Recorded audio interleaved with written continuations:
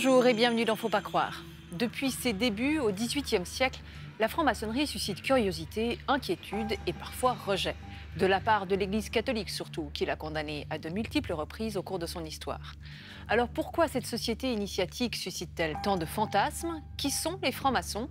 Une loge mixte zurichoise a ouvert ses portes à Maria Nicolier et Cyril Desprats, guidés par Clémence lors d'un rituel. Reportage.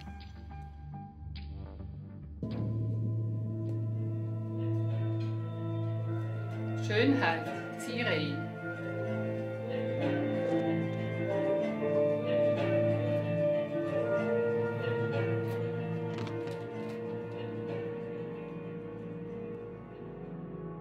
Vous vous intéressez à la maçonnerie de l'extérieur, moi je l'ai vécu de l'intérieur. C'est ça là, je pense, la seule différence entre vous et moi.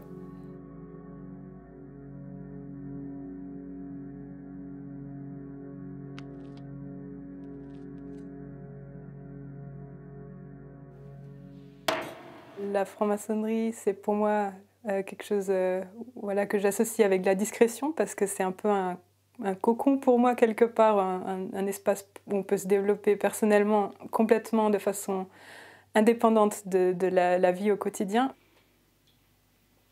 Ma famille sait que je suis franc-maçonne, les membres proches, quelques amis aussi, mais pas grand monde sinon. Moi, je suis d'avis que le fait de dévoiler son appartenance à la maçonnerie, ça peut biaiser les relations, en fait. Parce qu'en général, on n'a pas un regard neutre ou éclairé sur la maçonnerie. Souvent, les gens, ils ont un a priori extrêmement positif ou extrêmement négatif. Et dans les deux cas, ça peut biaiser une relation. Mais j'ai accepté de témoigner parce que c'est important que la maçonnerie, elle se montre un petit peu, elle montre un peu son visage, qu'elle se fasse connaître pour que les gens ils arrivent mieux à comprendre cette discrétion sans pour autant tout dévoiler parce que ça serait contraire au principe d'une société initiatique. Clémence a aujourd'hui le grade de maître dans la franc-maçonnerie, après une initiation en 2014 à Berlin. La jeune femme a 27 ans. Là, je suis en train de terminer une ondulation qui va servir à être... on va pouvoir l'intégrer dans une perruque des années 1900. Moi, je suis maquilleuse perruquière, au théâtre. Je construis pas des bâtiments, mais c'est aussi un savoir-faire très ancien qui a pratiquement pas changé depuis l'Antiquité. La franc-maçonnerie, elle m'a un peu aussi apporté cet amour du travail bien fait, en fait. Je suis passée, comme on dit, sous le bandeau. Donc, j'ai été convoquée, on m'a posé des questions sur des sujets de société, sur mes valeurs, où est-ce que je me situais, quelles étaient aussi mes préoccupations. Et moi, je ne voyais pas l'auditoire, et puis moi, j'avais une certaine confiance. Et puis tout mon sens critique, mon esprit critique aussi, je l'avais aussi emmené avec moi. Et puis un jour, ça y est, je suis venue, j'ai été initiée.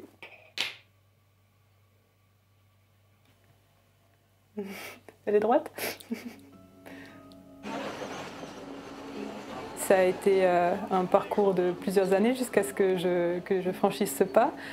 J'en ai entendu parler plusieurs fois, notamment pendant mes études, où on a étudié en long, en large et en travers le 19e siècle. Et en France, la franc-maçonnerie a eu un rôle assez important à cette époque-là, donc ça m'a intéressée. Et donc ensuite, c'est selon l'expression consacrée, je suis allée frapper à la porte des francs-maçons et je suis entrée en maçonnerie, j'ai été initiée.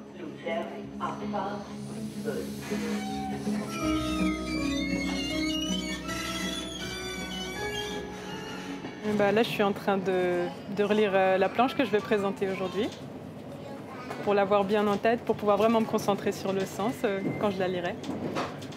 Une planche, c'est le terme maçonnique pour cet exposé que je vais présenter. La planche de Clémence propose une réflexion autour de la franc-maçonnerie et de la coiffure.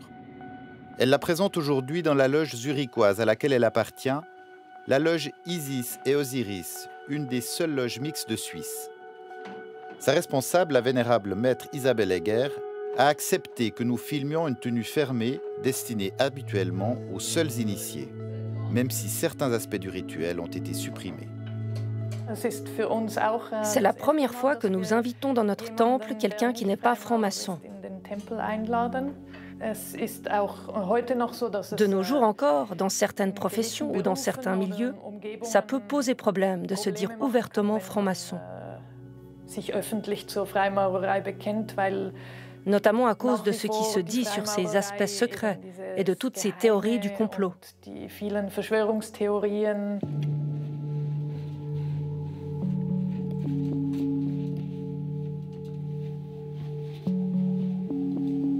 Uns allen scheint wiederum das Licht. On quitte la vie profane, le quotidien, pour entrer dans un espace protégé. Dans cet environnement, et avec l'aide du rituel, on est plus concentré pour se connecter à soi-même. Voilà le sens et l'objectif d'un rituel. Weisheit, Stärke, Schönheit. Schwestern und Brüder, nehmt eure Plätze ein.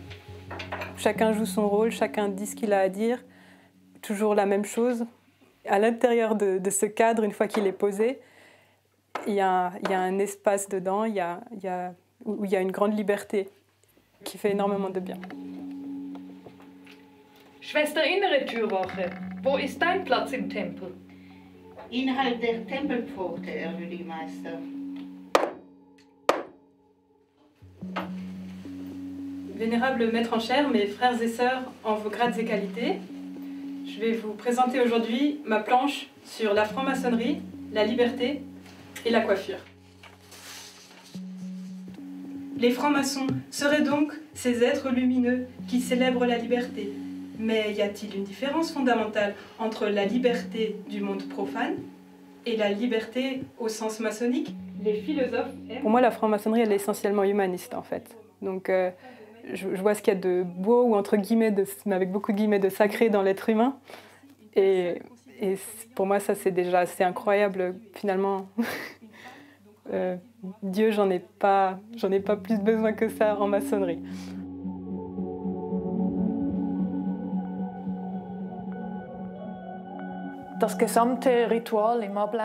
L'ensemble du rituel, son déroulement avec la musique, tout s'enchaîne avec les symboles. Ce qu'il y a de particulier concernant les symboles, c'est que nous ne disons pas ce qu'ils signifient. Leur signification varie pour chaque personne et chacun est libre de les interpréter à sa façon. Nous n'avons pas de dogme, comme dans une église, qui unifie l'interprétation des symboles. Chez nous, chacun est libre de les interpréter pour lui-même.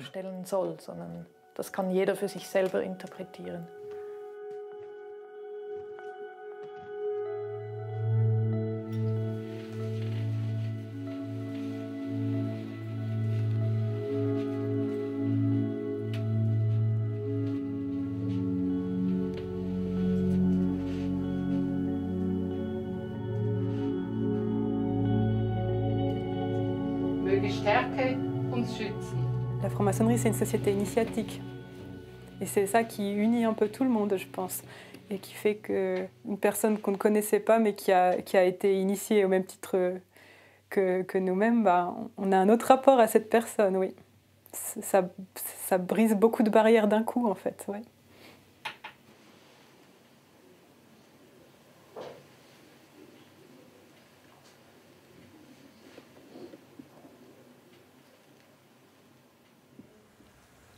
Bonjour Dominique Frémont. Bonjour. Vous êtes président du groupe de recherche Alpina. La Grande Loge Alpina, c'est la plus grande obédience franc-maçonne de Suisse. Oui, tout à fait. Vous y avez le grade de maître. On vous a vu, on vous a aperçu dans le reportage, vous assistiez à cette cérémonie, à ce rituel. Expliquez-nous en 2 mots un petit peu ce qui s'y passe, parce que de l'extérieur, c'est pas très compréhensible. Voilà. C'est bien pour ça qu'il y a une initiation, puisqu'on vous explique à votre initiation ce qui se passe. Mais figurez-vous que c'est simplement l'occasion de se retrouver, que pour se retrouver et pour partager ce que l'on vit, on doit avoir un sas. Et le rituel, c'est le sas qui permet de séparer la vie profane de la vie maçonnique. Et c'est pour ça qu'on a tout ce rituel. Et dès l'instant où tout est posé, qu'on a créé cet espace sacré, à ce moment-là, on peut travailler sur nous et avoir ce partage, comme le fait Clémence, avec sa planche.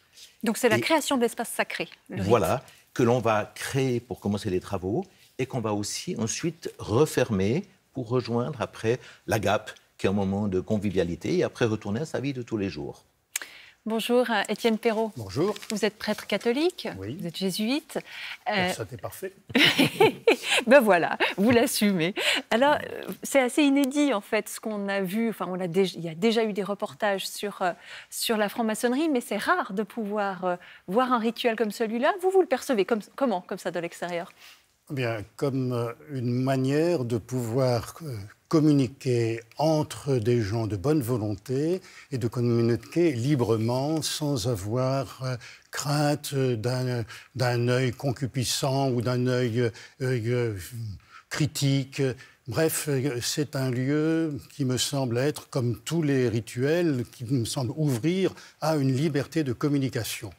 Donc en fait, entre un rituel qui peut avoir lieu dans une église catholique, orthodoxe... tout à fait. Ça vous semble tout à fait la même chose. C'est la base. Et comme vous venez de le rappeler, c'est la base du respect, un espace sacré. C'est un espace sacré, c'est un espace où l'on respecte l'autre, j'allais dire, dans son mystère, en quelque sorte, où on ne cherche pas à mettre la main sur lui. Et là, c'est vraiment, je veux dire, la base de toute vie et de tout être humain. Tout à fait, et avec des règles très strictes sur la manière de se comporter, de s'exprimer au sein de la loge. Dominique Frémont, alors la franc-maçonnerie a longtemps été secrète, en tout cas on l'a caractérisée comme ça, discrète pour le moins. Pourquoi avoir accepté qu'une caméra filme ce rituel? Je pense qu'en fait, il n'y a plus beaucoup de secrets. En fait, on est plutôt une organisation discrète, mais qui a pignon sur rue. Vous trouvez des sites internet qui présentent les loges, vous avez l'activité des loges. Mais je pense que c'est important de montrer une fois le fonctionnement d'une loge, et en plus une loge mixte, une loge où une jeune femme de 27 ans s'exprime et qui est maître. Qui est la minorité quand même, parmi les obédients. Alors en Suisse, il y a à peu près 4800 francs-maçons qui sont répartis dans 150 loges. Et il y a une vingtaine de loges mixtes, une vingtaine de loges que féminines. Et on trouve à peu près 800 femmes sur les 4800 femmes. Mais je pense que c'est important de témoigner sur un autre visage de la maçonnerie, qui est une maçonnerie jeune, une maçonnerie dynamique, et dans une loge mixte à Zurich. On n'a pas eu accès à tout. À quoi est-ce qu'on n'a pas eu accès? Alors, dans le rituel, il y a un certain nombre d'activités qui emploient des termes que, bien évidemment, sont un peu dépourvus de sens quand on n'est pas franc-maçon. Et c'est cette partie-là qu'on voyait par l'intérêt de la partager. Par contre, vous trouvez dans la littérature le détail de tous les rituels, mais entre lire ça dans un livre et le vivre, il y a une grande différence. Et le secret fondamental de la maçonnerie, c'est que c'est difficile à partager ce que je vis quand je participe à une tenue ou lorsque j'ai été initié. Étienne Perrault, ce secret qui est lié à l'initiation, est-ce que pour vous c'est problématique? Ça a été problématique pour Rome depuis le début, c'est-à-dire depuis la première condamnation au XVIIIe siècle, en 1738 précisément, pour le pape Clément XII, jusqu'au dernier texte, du moins ce que je connais, de 1984, si mes souvenirs sont bons. C'est le secret apparaît comme le problème central. Mais attention, ce n'est pas le secret en tant que tel. L'idée, c'est plutôt dire attention, est-ce que ce secret ne cache pas un pouvoir occulte? Bon. Et puis, il y a d'autres raisons qui se sont ajoutées depuis. On y reviendra. Mais le secret, bon, moi, personnellement, je pense que le secret s'expliquait fort bien au XVIIIe siècle, pour des raisons religieuses autant que pour des raisons politiques. C'est-à-dire que discuter entre, j'allais dire, nobles catholiques et nobles protestants anglais, parce que c'est de ça dans la maçonnerie moderne, eh bien, c'était problématique du point de vue politique, parce que c'était l'époque où encore il fallait avoir la religion du roi, et quand le roi changeait de religion, alors là, ça devenait difficile. Et puis, c'était l'époque où discuter avec des protestants pour un catholique, ou discuter avec des catholiques pour un protestant, c'était donner l'impression qu'on ne croyait pas à sa propre religion. D'où suspicion. Et alors, donc, pour éviter ces suspicions, qu'il y ait un secret net sur qui appartient à la maçonnerie, me semble, à l'époque, tout à fait raisonnable. Mais alors aujourd'hui, à quoi est-ce qu'il sert encore, le secret, puisqu'on n'est plus dans cette logique de... on a la religion du roi. Alors, on est une organisation initiatique, c'est-à-dire qu'on va vous expliquer un certain nombre de choses, ce que vous allez vivre dans la loge. On vous explique les fondamentaux du rituel et des symboles. Et ceci, c'est une expérience personnelle. Elle n'est pas secrète au sens absolu, puisque vous pouvez trouver tous les rituels, mais c'est une expérience personnelle qu'on ne peut pas transmettre, parce que chacun va le vivre différemment. Et je ne peux pas créer des attentes face à quelqu'un qui va être initié en disant « ça va se passer d'une manière ou d'une autre ». J'ajouterais peut-être que ça permet aussi de parler plus librement en loge. Tout à fait. Si l'on sait que, ce que je vais dire ne va pas être divulgué, c'est-à-dire il a dit ça en loge, eh bien, ça me semble être une des raisons, la liberté de parole, une des raisons du secret actuel. Ce qui fait partie du respect des opinions exprimées au sein de la loge. L'autre secret, et ça c'est plutôt pour la maçonnerie européenne, c'est que la maçonnerie était quand même persécutée, que ce soit sous le nazisme, sous le franquisme, sous le communisme. Et donc, en France, il y a un certain nombre de frères qui ont été déportés, qui ont perdu la vie dans des camps de concentration par le simple fait qu'ils étaient francs-maçons. C'était le cas en Italie, c'était le cas en Espagne. Donc, une certaine discrétion sur son appartenance à la maçonnique, c'est l'autre secret. Je peux accepter d'en parler et dire que je suis maçon, mais je n'ai pas le droit de dire que vous en faites partie ou telle autre personne pour protéger leur... on va dire, les protéger de préjugés. C'est une crainte que vous avez encore aujourd'hui, peut-être un retour d'un antimaçonnisme féroce? Absolument. Il y a un retour d'un antimaçonnisme assez fort. On le voit en Italie, on le voit en Turquie, on le voit un petit peu aussi aux États-Unis. On revient vers un climat un peu d'extrême droite, où la maçonnerie qui défend des valeurs démocratiques, qui défend des valeurs de liberté d'opinion, liberté d'association, liberté de religion, forcément ne convient pas à tout le monde. Et il y a une tendance maintenant à un anti-maçonnisme qui est lié aussi à un antisémitisme. Oui, toutes les tendances totalitaires, effectivement, sont opposées à tout ce qui, effectivement, sont des lieux de liberté individuelle. Voilà. Mais on l'entend d'ailleurs, Clémence le dire dans le reportage, finalement, c'est les préjugés qui entourent la franc-maçonnerie qui l'empêchent de le révéler à tout un chacun. Enfin, elle n'a pas envie forcément de le dire à tout le monde. En même temps, alors je pose la question à vous, Dominique Raymond, est-ce que la meilleure manière de faire tomber les préjugés, ce n'est pas justement la transparence? Alors, il y a une grande transparence, puisqu'on organise, par exemple, des tenues blanches ouvertes où on invite le public à entendre parler de la maçonnerie. J'ai fait dernièrement une conférence où j'ai parlé de franc-maçonnerie et de bande dessinée. Et c'est dire qu'il y a en France une bande dessinée... Le Triangle secret. Le Triangle secret, qui a été diffusé à 3 millions d'exemplaires. Donc on fait un grand effort de communication. Mais il y a certains aspects, si ça ne nous intéresse pas, on reste pris dans ses préjugés et on va condamner la maçonnerie en fonction de légendes urbaines. Un exemple, c'est Léo Taxil, qui en 1897 a publié des livres en disant la maçonnerie est satanique, et ça reste dans la mémoire collective. Mais ça reste sur Internet aussi, parce que quand on tape franc-maçonnerie sur un moteur de recherche, on tombe sur pédosatanisme ou alors copinage politique, enfin il y a de tout. Mais... Il y a même un auteur contemporain qui a publié un livre il y a quelques années, 2 ou 3 ans, en disant Lucifer est dans les loges. Enfin, bon. Vous n'y croyez pas, vous? Parce que c'est quand même un reproche, c'est un reproche qui est fait de la part de l'Église catholique également. De certains milieux catholiques. La condamnation qui a été constante depuis Clément XII jusqu'à aujourd'hui de la maçonnerie, j'allais dire, fait jouer deux types de raisons qui étaient peut-être présentes en même temps, mais l'accent a changé. Il y a des raisons, disons, de type politique, en disant il y a un pouvoir occulte. Bon, alors évidemment, quand vous accusez l'autre d'un pouvoir occulte, ça veut dire que vous voulez conserver le pouvoir. Bon, ça, je ferme la parenthèse.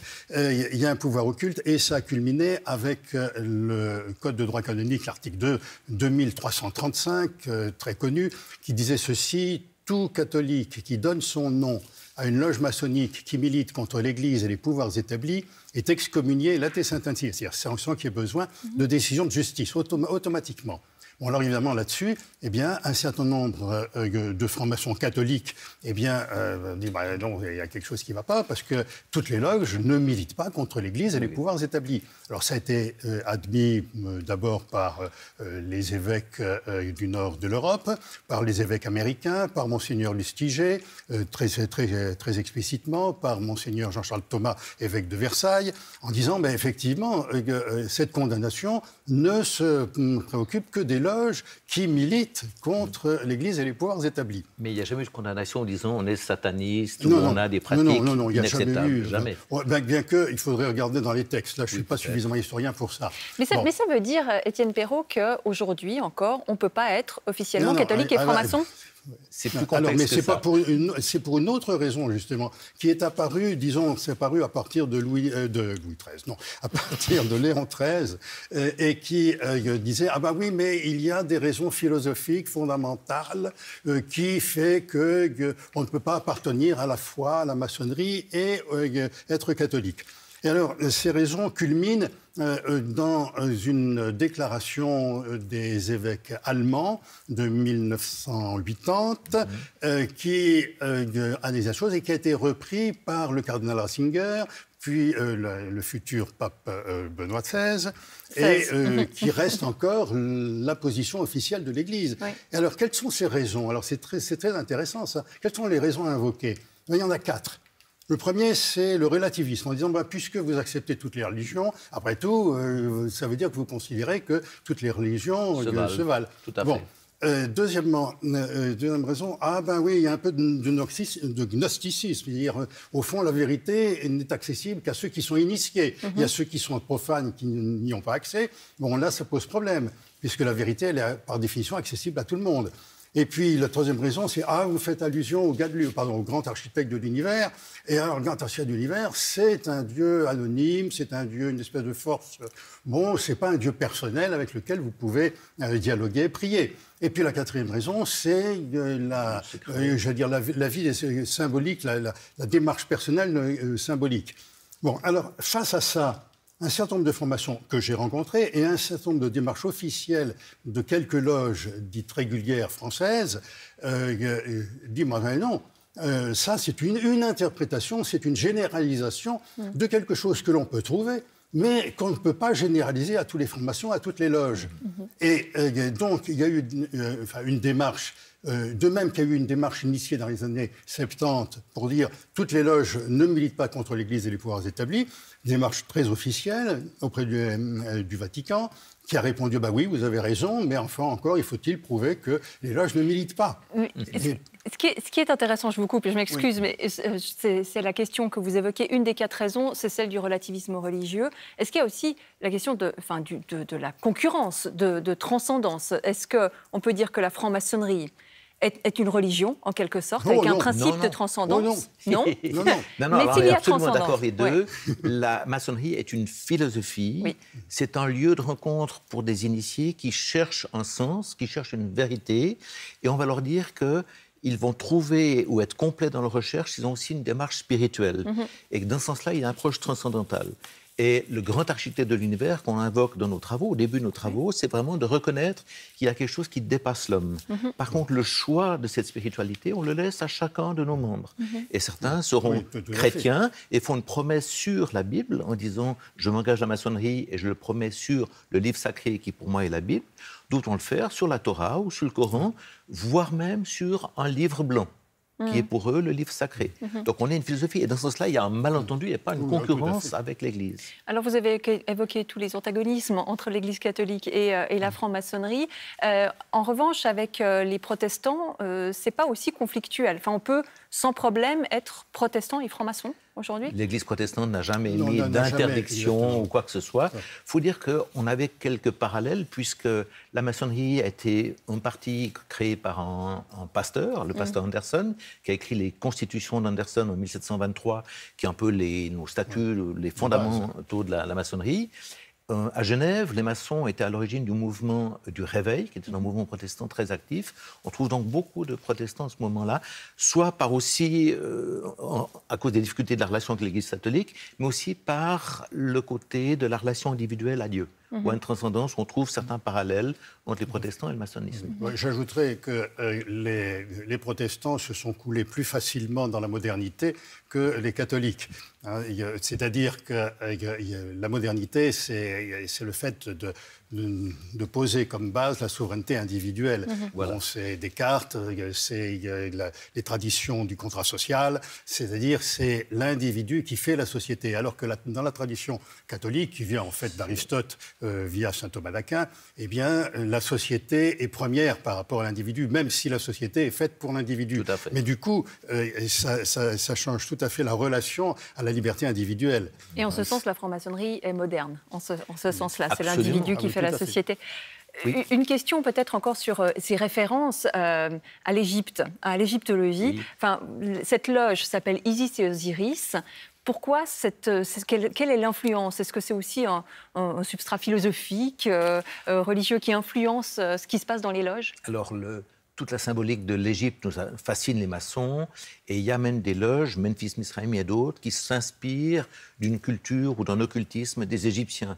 Et en fait, on fait le lien entre Thoth, dieu égyptien, qui a été comparé à Hermès dans la mythologie grecque, et toute cette tradition de Hermès Trismégiste, c'est une manière de se rattacher aux racines de la maçonnerie qui vont aller toucher à des pratiques spirituelles, voire occultes, qui remontent à l'époque de l'Égypte.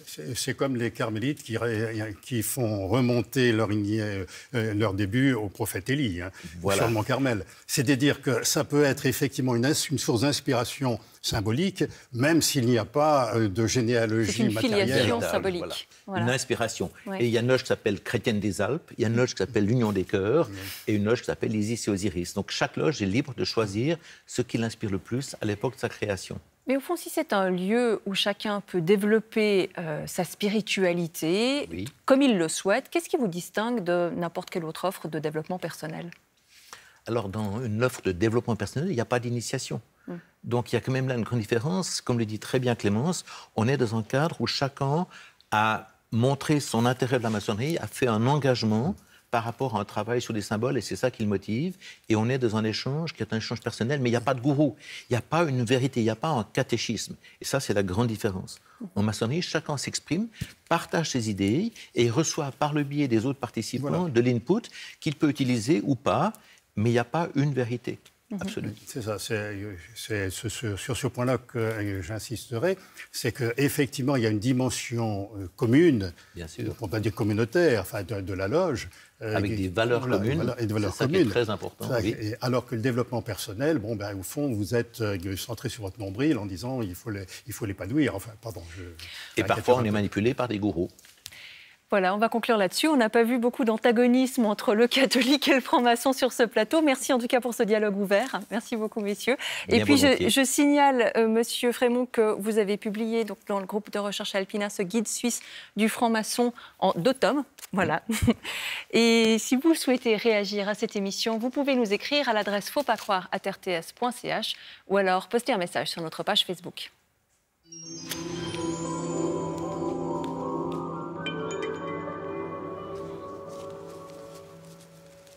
La semaine prochaine, place à un portrait dans Faut pas croire, celui de Vera Baboun, première femme maire de Bethléem. Au pied du mur de séparation, cette Palestinienne chrétienne a voulu faire de sa ville un symbole de paix. Rendez-vous samedi prochain. D'ici là, portez-vous bien.